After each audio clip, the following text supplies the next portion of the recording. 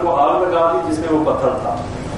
اور اسی طرح ابو سفیان جو ہے عزا کے بارے میں آتا ہے کہ جب غزوہ احد ہوئی اس میں ابو سفیان نے یہ کہا لنا العزا ولا عزا لکم، کہ ہمارے لیے ہمارا معبود عزا ہے اور تمہارا عزا نہیں ہے. تو اللہ تعالیٰ نے صحابہ سے کہا اسے جواب دو اللہ مولانا ولا مولا لکم، کہ اللہ ہمارا مولا مددگار ہے اور تمہارا اللہ مددگار نہیں ہے. اور یہ عزا کیا تھا؟ یہ ایک عورت تھی جو بغیر کپڑوں کے برہنہ حالت میں رہتی تھی، اور نبی صلی اللہ علیہ وسلم نے حضرت خالد بن ولید رضی اللہ تعالیٰ عنہ کو بھیجا کہ اس کو ختم کرو. اور جب وہ گئے تو انہوں نے دیکھا کہ اس وادی میں نخلا وادی میں 3 درخت موجود تھے. وہ سمجھے کہ یہی عزا ہے. انہوں نے ان تینوں درختوں کو کاٹ دیا اور وہاں پہ جو بھی مکانات تھے ان کو مسمار کر دیا. واپس آئے. نبی صلی اللہ علیہ وسلم نے کہا کہ نہیں، یہ تو تم دوبارہ جاؤ، تم نے عزا کو ختم نہیں کیا. اب جب دوبارہ حضرت خالد بن ولید گئے، دیکھا وہاں جو پجاری تھے عزا کے، انہوں نے جب حضرت خالد بن ولید کو دیکھا تو دوڑتے ہوئے پہاڑ پر چڑھ گئے اور عزا عزا کر کے نعرے لگانے شروع کر دیے، پکارنا شروع کر دیا. دیکھتے ہی اتنی دیر میں وہ عورت جو ہے برہنہ حالت میں اپنے سر پہ خاک ڈالتی ہوئی وہ سامنے آ گئی. حضرت خالد بن ولید نے اسی وقت جو ہے اس کا سر قلم کر دیا اور اس کو جان سے مار دیا.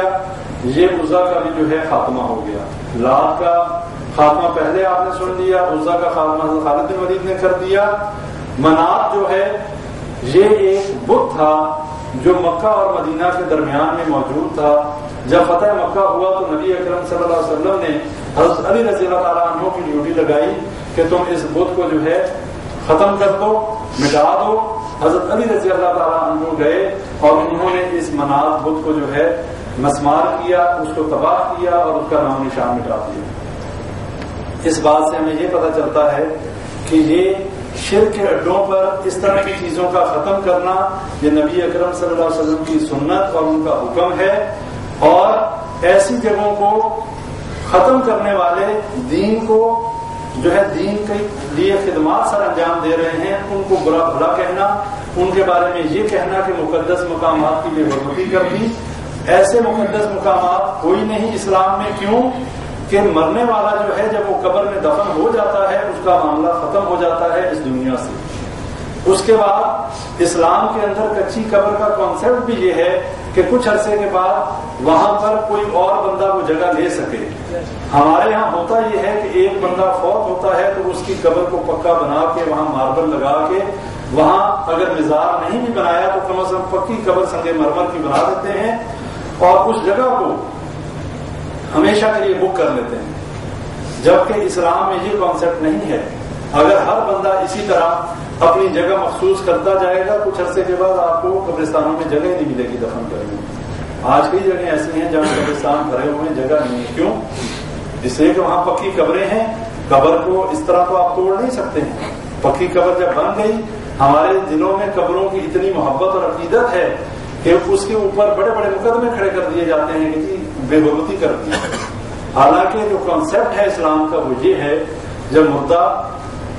جب مر جائے کوئی شخص، مردے کو دفن کیا جائے تو قبر کچی بنائی جائے.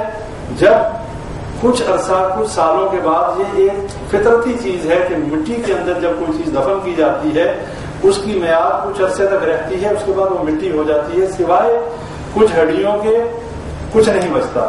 اور انبیاء کرام کی یہ فضیلت ہے کہ وہ اس چیز سے مبرہ ہیں. انبیاء کے اجسام کے اوپر یہ مٹی حرام ہے.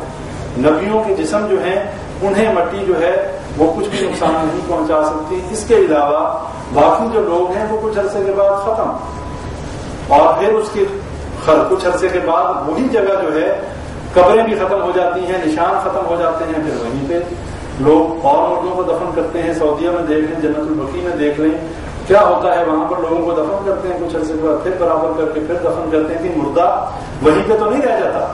جب مردے کو دفن کر دیا اس کا معاملہ ختم ہو گیا. اس کے بعد اس کی برزخی زندگی ہے. جو معاملہ ہے وہ برزخی زندگی کا ہے، اس دنیاوی زندگی کا نہیں ہے. اس کے بعد اگر نیک ہے اللہ کی جنتوں میں ہے، اگر برا ہے تو اللہ کے عذاب میں ہے. ہمارا اس کو جگہ کو استعمال کرنا اس مردے کی توہین نہیں ہے، لیکن ہمارے ہاں یہ بہت بڑے مسائل ہیں آج کل بڑے صغیر پاک و ہند میں، اور وہاں پہ یہی وجہ ہے کہ شیطان نے ان قبروں سے جو شرک شروع کروایا صرف بزرگوں کی محبت کی وجہ سے۔ ہم بزرگوں کی محبت میں اتنا زیادہ آگے نکل جاتے ہیں کہ ہمیں یہ بھی پتہ نہیں چلتا کہ یہ کام جو ہم کر رہے ہیں یہ صحیح بھی ہے کہ نہیں، اور چونکہ سنی سنائی بات ہے، عمل تو ہمارا اسی طرح ہے، جس نے جو کہہ دیا اس پہ عمل شروع کر دیا، اپنا علم نہ ہوتا ہے، نہ ہم کوشش کرتے ہیں، نہ ہم تحقیق کرتے ہیں، ہمیں جس نے جس کام پہ لگا دیا اسی کام پہ لگ جاتے ہیں۔ تو بھائیوں اس بات کو سمجھ لیں کہ یہ تعویذ اور اسی طرح یہ قبرستانوں میں جا کر بزرگوں سے واسطے اور وسیلوں کے ذریعے مانگنا، اس کے بعد یہ دھاگے وغیرہ ہاتھوں پہ باندھنا، گلوں میں ڈالنا، اور یہ کسی پتھر کو جو ہے سمجھنا کہ متبرک سمجھتے ہوئے، یا کسی درخت کو جو ہے متبرک سمجھنا، یہ تمام چیزیں جو ہیں یہ شرکیہ اعمال ہیں۔ حضرت موسیٰ علیہ السلام کی قوم میں ایسے لوگ موجود تھے، نبی اکرم صلی اللہ علیہ وسلم کے ساتھی جب غزوہ پہ جا رہے تھے، رستے میں ایک درخت آتا تھا جس کا نام تھا ذات الانوار۔ یہ مشرکین کا ایک مقدس درخت، اسے وہ سمجھتے تھے، اور اس درخت پہ وہ اپنے ہتھیار اور لٹکایا کرتے تھے اور کچھ دیر وہاں پر آرام کیا کرتے تھے اس درخت کے نیچے۔ جب صحابہ کرام اس درخت کے پاس سے گزرے تو نبی صلی اللہ علیہ وسلم سے کہنے لگے، اے اللہ کے نبی صلی اللہ علیہ وسلم، ہمارے لیے بھی کوئی ذات الانوار بنا دیں کہ جہاں پر ہم جو ہے اپنے ہتھیار لٹکایا کریں اور جہاں پر ہم بھی رک کے تھوڑی دیر آرام کیا کریں۔ نبی صلی اللہ علیہ وسلم نے اللہ کی قسم کھا کر کہا، اور کہا اللہ اکبر، کہ تم نے بالکل وہی بات کی کہ جو موسیٰ علیہ السلام کی قوم نے ان سے کہا تھا کہ جیسے ان لوگوں کا الہ ہے ہمارا بھی الہ بنا دے، اور فرمایا کہ یہ بالکل شرک ہے اس طرح کا کام کرنا، درختوں کو متبرک سمجھتے ہوئے درختوں کو اپنی زندگی کے اندر ان کا کوئی عمل دخل سمجھنا کہ اس درخت کی وجہ سے ہمیں کوئی مشکل آتی ہے یا ہمیں کوئی آسانی آتی ہے، یہ بالکل شرکیہ عقیدہ ہے۔ لیکن صحابہ کرام کے ذہنوں میں یہ بات تھی کہ شاید یہ بھی اللہ کے نزدیک ہونے کا کوئی طریقہ ہے جو مشرکین مکہ کر رہے ہیں۔ انہوں نے نبی صلی اللہ علیہ وسلم سے اس وجہ سے یہ بات جو ہے پیش کی کہ ہمارے لیے بھی اللہ کا قرب حاصل کرنے کے لیے کوئی ایسا سلسلہ کر دیں۔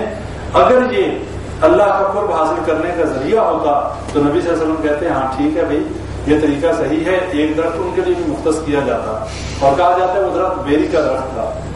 تو نبی صلی اللہ علیہ وسلم نے مذمت کی اور منع کر دیا کہ یہ کام جو ہے یہ جاہلیت کا کام ہے، اور فرمایا کہ موسیٰ علیہ السلام کی قوم نے بھی یہ فرمائش کی تھی، اور پھر فرمایا کہ میری امت جو ہے بالکل حرف بہ حرف جو ہے یہود و نصارہ کے نقش قدم پر چلے گی، ان میں اور ان میں کوئی فرق نہیں ہوگا۔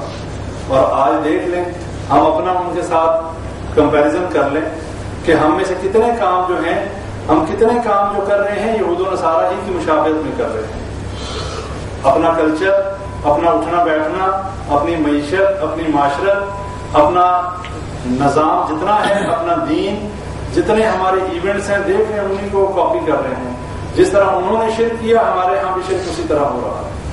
اور نبی صلی اللہ علیہ وسلم نے فرمایا کہ قیامت اس وقت تک قائم نہیں ہوگی جب تک میری امت کے لوگ اسی طرح بت پرستی نہیں کریں گے جس طرح مشرکین کرتے تھے، اور جس طریقے سے یہود و نصارہ نے جو ہے اللہ کا کسی بیٹا بنا دیا، اللہ کی بیوی ثابت کر دی۔ جب تک میری امت کے لوگ بھی یہ نہیں کریں گے قیامت قائم نہیں ہوگی۔ لیکن اب ناموں کا فرق ہے۔ یہ دیکھ لیں کہ اس وقت بت جو ہوتے تھے کھڑے ہوتے تھے، پتھر کے بت بنا کے مورتیاں بنا کر ان کو کھڑا کر دیا جاتا تھا اور ان کی عبادت کی جاتی تھی۔